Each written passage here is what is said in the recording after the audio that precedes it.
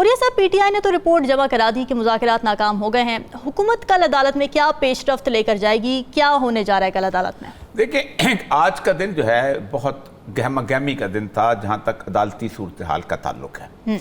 आज इमरान खान साहब सुबह 8:30 बजे रवाना हुए और 7 और 2-9 मुकदमात के अंदर उनकी पेशी थी ताकि वो हिफाजती बेल लेना चाहते थे जी। वो स्ट्रेचर में बैठ के गए क्योंकि 2-1 दिन पहले उनको जब अदालत में गए थे धक्का लगा था, तो उनकी असल में मैं देखा भी है चलना की मुश्किल है क्योंकि नर्व डैमेज जो भी है वो कहते थे मुझे बहुत तकलीफ थे। चलें, ओके, इट्स ऑल राइट। सबसे पहले तो ये इतराज़ उन पर उठाया गया था कि आप सरकारी किसी अस्पताल से आप क्यों नहीं मेडिकल सर्टिफिकेट लेते। एक बात तो ये है कि सरकार जो है उसके बनाम तो मुकदमा है। जब सरकार के बनाम मुकदमा हो तो फिर सरकार इंडिपेंडेंट नहीं हो सकती according to the law, trust नहीं कर सकते। एडवोकेट जनरल जो है, देखिए आपके खिलाफ मुकदमा जो है ओरिया मकबूल जान या किसी आम शहरी ने नहीं किया हुआ, आपके खिलाफ मुकदमा किया हुआ है सरकार ने। जब आपके पास सरकार ने मुकदमा किया हुआ है तो वो यकीनन इस बात को कहने का हक मुजारम है कि मुझे पाकिस्तान के अलावा किसी भी जगह से ऑब्जेक्टिव किस्म का मुझे सर्टिफिकेट ले दें ताकि मुझे शक है कि मेरे सर्टिफिकेट के ऊपर टेम्पर करेंगे। और ये पाकिस्तान में रिवायत है। मैंने अपनी ज़िंदगी के अंदर पूरी नौकरी के अंदर अगर किसी शख्स को एक थप्पड़ मारा है, मैंने भी औलाद को नहीं मारा, तो वो एक डॉक्टर था कि जो गलत सर्टिफिकेट दे रहा था। एक बच्चे को 7 बहनों के भाई को कत्ल कर दिया गया था और वो वाइट कर रहा था, फोरेंसिक सर्जन जो था वाइट कर रहा था और वो वालिदैन रो रहे थे। मैंने उसको पकड़ के लाने के लिए कहा, ऐसे पकड़ के आया तो मुझे गुस्सा था, मैंने उसको थप्पड़ मारा। और ये रूटीन में होता है। पाकिस्तान का जो फोरेंसिक सिस्टम है बहुत ख़राब है, खौफनाक है, पैसे दे के चीज़ें बनती हैं। जब हुकूमत का प्रेशर होगा तो क्यों नहीं होगा। सही बात है। एक चीज़ तो ये बात है। दूसरी बात यह है कि जो आपने जिस बात की पूछा के बारे में कि supreme court versus the parliament, पहली बात तो ये है कि पार्लियामेंट के पास किसी किस्म का कोई ऐसा इख्तियार मौजूद नहीं है कि वो अदलिया को, क्योंकि तीनों इंडिपेंडेंट हैं, अदलिया, मुकन्नना और इंतज़ामिया। इंतज़ामिया को तलब किया जा सकता है क्योंकि मुकन्नना के जो वज़ीर हैं वो ज़ाती तौर पे वहाँ पर उनके उन सेक्टरीज के बॉस होते हैं, उनको तो तलब किया जा सकता है। लेकिन इंडिपेंडेंस ऑफ जुडिशरी ऐसी चीज़ है कि जिसके तहत आप उनको तलब नहीं कर सकते किसी तौर पर। अच्छा। लेकिन बढ़ के लगाने में क्या जाता है। आज हमारे 92 के कॉलम निगार हैं, बहुत अच्छे साफ़ी हैं, आमर खाकवानी, उन्होंने सीरीज़ शुरू की है कि 1997 में जो नवंबर से लेके 24 या 25 नवंबर से लेके 7 दिसंबर तक जो सजाद अली शाह वाला काम हो रहा था, एग्जैक्टली नून लीग वही दोहरा रही है। ये 24-25 साल का अरसा जो है ये बहुत बड़ा होता है और इस अरसे के अंदर बहुत सा पानी पुलों के नीचे गुजर चुका हुआ है। उसके बाद अदलिया की एक तहरीक चल चुकी हुई है और सब कुछ।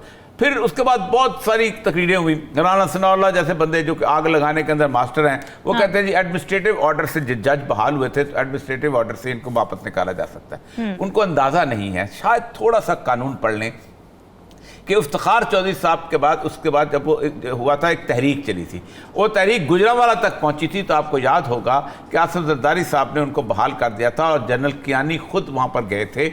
और मुझे शेख सडल ने बताया कि जब ये सूरत हाल बती तो मैं चला गया उनके पास, जरदारी के पास, कहा जी मैं तो बैग अपना ले आया हूँ क्योंकि जाने वाले हैं, आपने लाना है तो ले आए। अच्छा।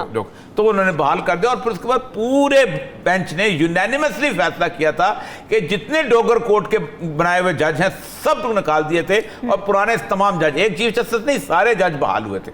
तो इसका मतलब है कि अगर आप फारग करने पे आएंगे तो पूरी सुप्रीम कोर्ट फारग करेंगे।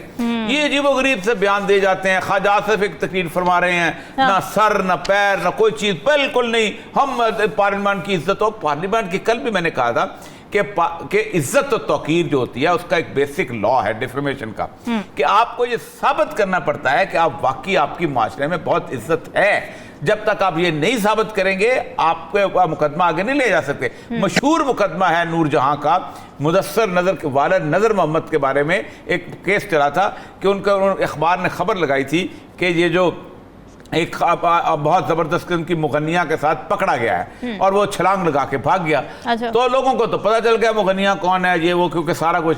तो नूरजहां ने वहां कहा अपने वकील के पास, वकील बड़े कमाल के थे, मेरा ख्याल असम जफर साहब थे। अच्छा। उनको कहा कि मैं इस पर मुकदमा करना चाहती हूँ। तो उनका पहले तो आपको ये साबित करना पड़ेगा कि आप वाकई वही मुगनिया हैं जिनके साथ मुसलसल भागा था। तो अगर नहीं है, तो अगर कहेंगे ये झूठ है, तो फिर आपको ये साबित करना पड़ेगा कि क्या आपकी कोई इज्जत है माशरे के अंदर। हाँ तो इस पे तो 1000 सवाल हो जाएंगे ना जी, ठीक है। 1000 बातें आपके।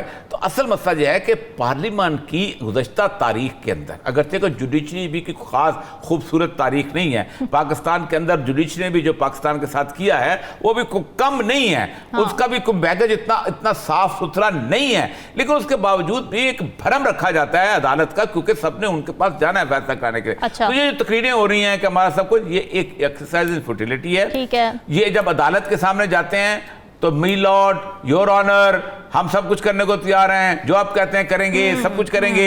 लेकिन जब पार्लियामेंट में जाते हैं तो ऐसे लगता है कि जैसे जुबान के अंदर कुछ चाबी भर गई है और फौरन बोलना शुरू हो जाते हैं। ओ भाई, जिस तरह की तकरीर वहां करते हो उस तरह की तकरीर तुम सुप्रीम कोर्ट को सामने करो ना जाके, ताकि तुम्हें पता चल जाए। तो ये है असल बिल्कुल ठीक है। और ये साहब जरा मुज़ाकरात की बातें कर लेते हैं, क्योंकि कल अब समाअत का वक्त मुकर्रर हो चुका है सुप्रीम कोर्ट में। अब पीटीआई ने रिपोर्ट जमा कराई है, उन्होंने कहा कि जी हमारा कोई कंसेंसस नहीं हो सका, आप 14 मई वाला फैसला बरकरार रखें और इलेक्शन करा दें। अब हुकूमत क्या करने जा रही है कल? देखिए, कल भी जो पेशी है ना, कल भी पेशी 14 मई वाले फैसले पे नहीं है। अच्छा। कल भी पेशी जो है वो है, हुकूमत ने एक दरखास्त की हुई है कि सुप्रीम कोर्ट एक फैसला करे, हुकूमत ने की हुई है कि एक दिन में इलेक्शन होने चाहिए। एक तो ये है।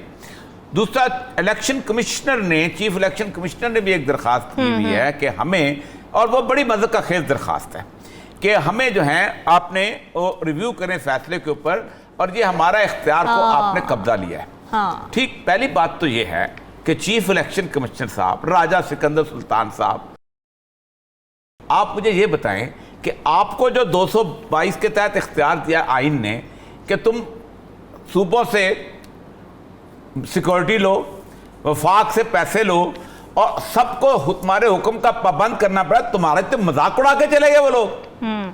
उन्होंने कहा हम नहीं मानते तुम्हारी बात।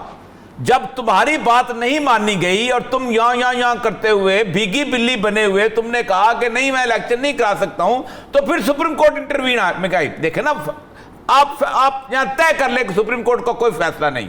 हाँ। तो फिर इलेक्शन कौन, किसकी जिम्मेदारी है? इलेक्शन कमीशन की। और कब जिम्मेदारी है? 90 दिन के अंदर। समझे, सुप्रीम कोर्ट ने कुछ नहीं किया।